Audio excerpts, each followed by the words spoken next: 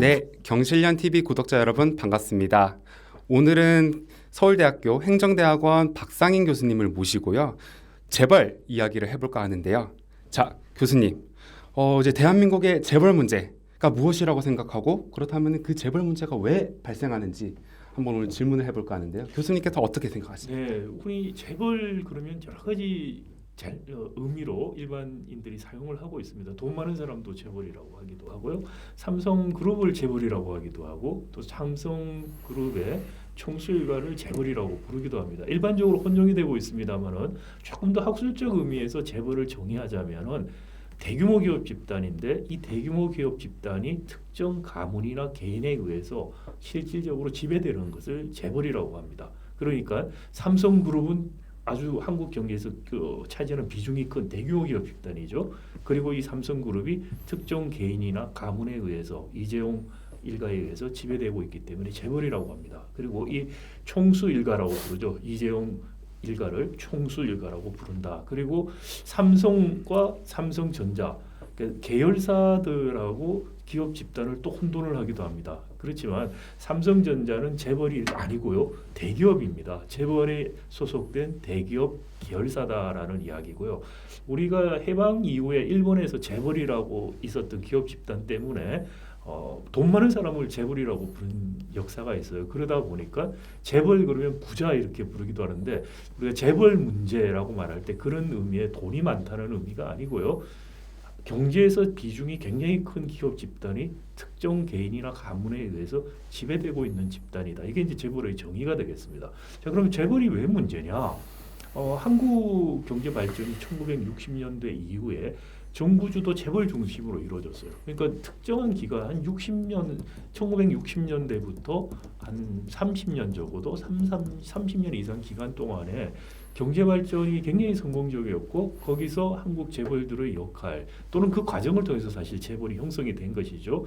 사실 그때는 긍정적인 면들이 있었습니다. 그런데 경제가 발전되고 나니까 재벌 중심 발전을 하다 보니까 재벌에 의한 경제력 집중의 문제가 생긴 거예요. 왜냐하면 특정한 가문이 지배하는 기업 집단이 경제에서 차지하는 비중이 크니까 이 큰 힘, 경제력 집중이라고 그러죠. 경제력 집중을 이용해서 총수 일가들이 사익을 편취하기 시작했죠. 사익을 추구하기 시작했고 그것이 결국은 경제 전반에 나쁜 영향을 미치고 있다. 이게 이제 재벌 문제의 핵심이라고 할 수가 있겠습니다. 네, 그렇군요. 그러니까 결국 재벌이라는 거는 한 가족, 그 개인들이 이렇게 지배하는 기업 집단이라고 어떻게 보면 이제 정의를 내릴 수가 있는데 그렇다고 한다면은 그럼 재벌과 그 대기업 중심의 그 경제 구조로 인한 폐해가 좀 오랫동안 지속이 되어 왔는데요. 그렇다면 왜 이 문제가 좀 개선이 되지 않는 건지 그 이유에 대해서 어떻게 생각하십니까? 네, 그 폐해가 뭔지 지금 현 시점에서 뭔지 먼저 말씀을 드리고 그러면 이제 왜 개선이 안 되는지도 좀 분명해질 것 같습니다. 재벌이 초기 경제 발전 단계에서 긍정적인 역할을 했다고 했어요. 그런데 지금 왜 아니냐? 재벌이 경제력 집중이 심화되면서 어떤 일이 생기냐 하면은 산업이 독점화되기 시작하고 특히 제품을 구매하는 이른바 하청기업 관계에서 수요 독점이라고 합니다. 한 기업이 전속 계약 관계를 통해서 수직 계열화 전속적인 하청 관계를 가지는 이른바 수요 독점 구조를 가지기 시작을 하는 것이죠. 자, 이런 수요 독점적 구조가 일단 형성이 되기 시작하면서부터 재벌들이 하청 기업들에 대해서 단가 우려치기를 하고 또 기술 탈취를 하게 됩니다. 하청 기업들 같은 경우에는 재벌 대기업하고 거래하는데 그 거래 관계에서 떠나게 되면은 생존할 수가 없게 돼요. 그래서 단가 우려치기를 당하고 기술 탈취를 당해도 삼킬 수밖에 없게 되죠. 자, 그러면 어떻게 되냐면 이 재벌들의 경쟁력이 주로 이런 단가 우려치기 기술 탈취에서 나오기 시작해요. 그러면 재벌들 자체도 더 이상 혁신하고자 하는 유인이 떨어지기 시작합니다. 자, 단가 우려치기 기술 탈취를 당하니까 대기업 중소기업의 생산성과 임금 격차가 커집니다. 특히 97년 경제 위기 이후에 보면은 한국에서 대기업과 중소기업 임금 격차가 심하죠. 지금 대기업 임금이 100이라고 하면은 중소기업들 임금은 합쳐서 60%가 안 됩니다. 일본이라든지 미국들, 독일 이런 데 보면 중소기업이 대기업 임금의 80에서 90%입니다. 임금 격차가 굉장히 심해지고 있어요. 임금 양극화, 소득 양극화를 낳습니다. 자, 그리고 재벌 대기업들 같은 경우에 단가 우려치기로 쉽게 경쟁력을 확보하다 보니까 혁신도 게을리할 뿐 아니라 인적 자본의 중요성이 없어요. 50대쯤 되면은 임금이 굉장히 높아지죠. 인적 자본도 커지고 임금도 커지는데 기업 입장에서는 그다지 혁신이나 인적 자본을 기초로 하는 경쟁력이 아니니까 이 인적 자본이 크고 임금이 높은 근로자들을 더 이상 회사에 둘 이유가 없어져요. 조기 퇴직이 일어납니다. 사오정이라는 우리 말이 유행하기 시작하는 거죠. 자, 조기 퇴직하고 나오시는 분들이 퇴직금을 들고 나와서 뭘 하느냐? 자영업을 하게 돼요. 왜냐하면 국민연금이나 이렇게 한 10년, 15년을 기다려야 되는데 그때까지 이자만 가지고 생활할 수 없어요. 그래서 자영업을 해요. 자영업을 하는데 대부분 망할 줄 알고 처음에는 주저하다가 퇴직하고 1년쯤 지나면은 조급한 마음에 들어가요. 그리고 대부분 자영업에 들어가신 분들이 3년 안에 망하게 됩니다. 자, 그러면 어떻게 돼요? 노인빈곤 문제가 들어가요. 노인빈곤 문제가 심각해지니 정부가 하는 건 또 재정으로 노인들 일자리 사업을 하면서 재정으로 막고주는 상황이 되죠. 자, 젊은 사람들이 이런 것들을 쭉 보니까 나는 중소기업 가면 임금도 낮으니 조금 더 기다렸다 대기업 가겠다 그렇게 생각해요. 대기업도 가도 50대 잘린다고 생각을 하니까 공무원을 하려고 해요. 공시족이 늘어납니다. 취업하는 시작하는 시간들이 줄어들고 퇴직하는 것은 50대 하다 보니까 근속이 짧아요. 그러니까 연금 생활을 할 수 없게 돼요. 더더구나. 이런 악순환에 지금 들어가게 된 것이죠.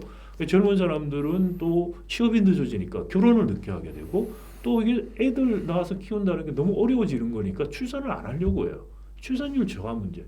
우리 사회에 좀 나타나고 있는 양극화의 문제, 노인 빈곤의 문제, 자영업의 문제, 취업 문제, 그리고 저출산 문제의 근본적인 원인이 이런 재벌 구조에서 지금 비롯되고 있다. 지금 말씀드린 이런 재벌 구조가 97년 경제 위기 이후에 정착이 되었다는 것이죠. 그래서 더 이상 한국 경제, 제조업의 발전이 재벌 구조 때문에 정체가 되는 상황이다. 그래서 바꿔야 된다는 걸 다 아는데 경제 구조를 근본적으로 바꾸는 일이죠. 쉬운 일이 아닙니다.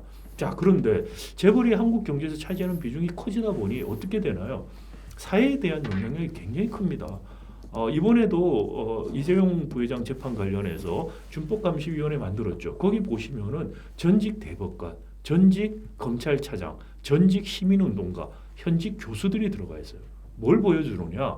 재벌이 우리 사회에 곳곳에 사법부, 입법부, 행정부, 학계, 언론계 엄청난 영향력을 행사하는 거죠. 이 영향력을 이용해서 재벌 총수 일가가 사익을 편취하고 재벌들에게 총수 일가에 불리한 입법을 만드는 걸 막고 또 적극적으로는 재벌 특혜법이라는 것을 만들기 시작합니다. 그러니 바뀌지가 않죠. 국민들이 이런 문제가 피상적으로 느껴지는 자영업의 문제, 임대료 바꾸고 상한 조정하고 하는 걸로 해결될 수가 없어요. 근본적으로 바꾸려면 중소기업, 대기업 격차, 비정규직 문제, 근본적인 변화 없이 바꾸려고 하면 당이론적인 고에 그친다는 게 지난 20년간 경험입니다.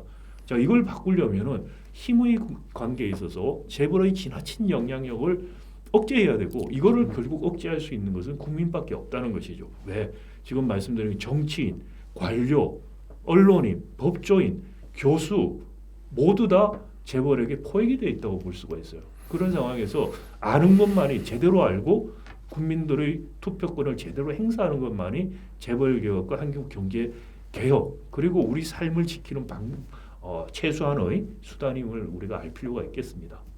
네, 교수님 그렇다면은 재벌들과 지난 20대 국회가 같이 야합을 해서 했던 일이 뭔지 좀 간략하게 평가 가능하십니까? 네, 20대 국회 특히 이제 문재인 정부 3년간 사실 재벌 개혁에 관련된 입법은 전혀 하지가 않았습니다. 민주당과 문재인 정부는 야당이 반대해서 입법을 하려고 해도 못했다. 상법 개정안도 내놓았고 공정거래법 전부 개정안도 내놓았지만 못하고 있다라고 호소를 하고 있어요. 일면 타당한 면도 있습니다. 그런데 사실은 입법 통하지 않고 효과적으로 할 수 있는 개혁들이 있는데 그것은 애써 외면하고 있어요.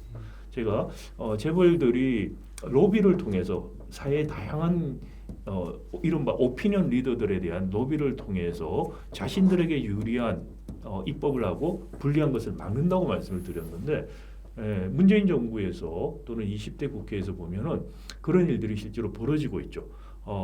공정거래법 전부 개정안이라고 내놓은 거 내용이 없어요. 사실 그거 바꾼다고 해서 별로 바뀌지 않습니다. 그것보다 오히려 더 중요한 입법이 아닌 행정명령을 통해서 바꿀 수 있는 것들도 있는데도 안 하고 있다는 것이죠. 대표적인 게 삼성과 관련된 보험업법 감독 규정이라는 게 있어요. 여기 보면은 전 세계 모든 나라의 보험업법이 보험 회사라는 것이 고객들이 맡긴 보험금을 가지고서 보험료를 가지고서 자산을 운용하는 거죠. 회사 돈이 아니고 사실은 고객들의 자산이죠. 그런데 이 자산을 너무 잘못 또는 위험하게 운용하는 걸 막기 위한 안전장치들이 법에 있어요. 그 대표적인 게 이른바 3% 룰이라는 게 있습니다. 보험회사가 자산의 3% 이상을 특정 기업이나 기업 집단의 주식 채권을 구입하지 못한다는 거예요. 우리나라에도 있습니다, 이 법이. 근데 문제는 분자 분모 계산을 어떻게 하느냐를 법에다가 정하지 않고 우리는 감독 규정이라는 곳에 정하고 있어요. 그 감독 규정이 어떻게 되어 있냐면 분모는 분모인 보험회사의 자산은 현재 가치로 계산해요. 근데 분자인 계열사 주식 채권의 가치는 취득 원가로 계산하는 것입니다. 그래서 삼성전자가 삼성생명 주식을 굉장히 많이 갖고 있는데 3% 룰을 어기고 굉장히 많이 갖고 있어요. 만약에 우리가 분자 분모를 동일한 기준으로 계산하면요. 근데 분자를 취득 원가로 가니까 과거에 삼성전자 몇천 원 할 때 산 값으로 계산을 하니까 3%가 조금 안 돼요. 이런 것들은 금융위원회 위원장이 바꿀 수 있는 것입니다. 사익 편취를 막기 위해서 우리 경실련에서도 지금 많이 이야기하고 있는 머저리티 오브 마이너리티 룰, 소수주주 다수결 도입하는 거. 이것도 역시 상장 규칙에 도입할 수 있어요. 입법이 안 되면 상법에다가 입법이 안 되면 이런 것들을 안 했다는 것이죠. 자, 안 한 것만이 문제가 아니고 한 것을 보면은 사실 참 참담하죠. 그 19대 지방선거 끝나고 나서 굉장히 그때 문재인 정부가 개혁할 수 있는 모멘텀을 가졌었는데 그때 한 게 뭐냐면은 은산분리를 완화시켜주는 인터넷 전문은행 특례법을 도입을 했어요. 오히려 반개혁적인 입법들을 했다는 거죠. 그리고 20대 국회에서 여전히 차등 의결권 제도 도입하려고 했어요. 이거 차등 의결권 주식 제도를 도입하면은 재벌 4세부터의 세습을 거의 법적으로 보장해주는 그런 오류를 범할 수가 있는데 이걸 시도했고 민주당 2호 공약이 이번에 차등 의결권 주식 도입이라는 것이죠. 오히려 개혁을 안 한 게 아니고 반개혁으로 갔다. 이것이 20대 국회고 이것이 문재인 정부가 지난 3년간 한 일이다. 참 개탄스럽다 말씀을 드릴 수밖에 없습니다. 네, 그렇다면은 간략히 요약하면은 20대 국회가 결국은 이제 친재벌 정책들을 양산을 했다. 이제 요 말씀을 하셨는데 그렇다면 이제 앞으로 21대 총선, 네, 의원들이 과연 어떤 입법을 해야 되고 어떤 문제를 재벌 개혁을 위해서 좀 노력을 하셔야 되는지 요 부분 좀 진단 부탁드립니다. 네, 지금 사실 각 당의 공약을 보면은 재벌 개혁 관련된 공약이 거의 없어요. 그래서 20대보다 오히려 더 후퇴할 가능성이 있다는 생각이 들어서 참 걱정입니다. 이런 상황에서 사실 경실련에서 재벌개혁 3대 입법에 대해서 국회의원 각각의 후보자 각각에 대해서 찬성 여부를 묻는 그런 캠페인을 하고 있습니다. 그 3대 입법 개혁은 뭐냐면 첫 번째 재벌의 경제력 집중이 재벌 문제의 근본 원인이기 때문에 이 경제력 집중을 억제할 수 있는 공정거래법 개정 문제가 하나 있고요. 두 번째는 사익 편취, 일감 몰아주기라든지 자기 보수를 너무 지나치게 많이 받거나 또는 퇴직금 지나치게 많이 받아서 사익을 편취하는 거죠. 다른 주주의 돈을 편취하는 겁니다. 이걸 막기 위해서 효과적으로 하는 이른바 머저리티 오브 마이너리티 룰, 즉 소수주주 다수 의결권 제도 도입하는 문제, 그리고 보험업법 감독 규정을 바꾸는 문제, 이 세 가지를 중점적으로 캠페인할 필요가 있다고 생각이 됩니다. 네, 오늘은 서울대학교 행정대학원 박상인 교수님을 모시고 재벌개혁 이야기를 좀 나눠봤는데요. 네, 저희가 이제 다음 편은 그 각 당의 후보자 및 그리고 각 정당별 경제정책 그리고 재벌정책에 대해서 말씀을 또 나누도록 하겠습니다. 경실련 TV 다음번에도 더 많은 구독자 여러분과 구독 그리고 신청 그리고 많은 관심 부탁드리겠습니다. 감사합니다.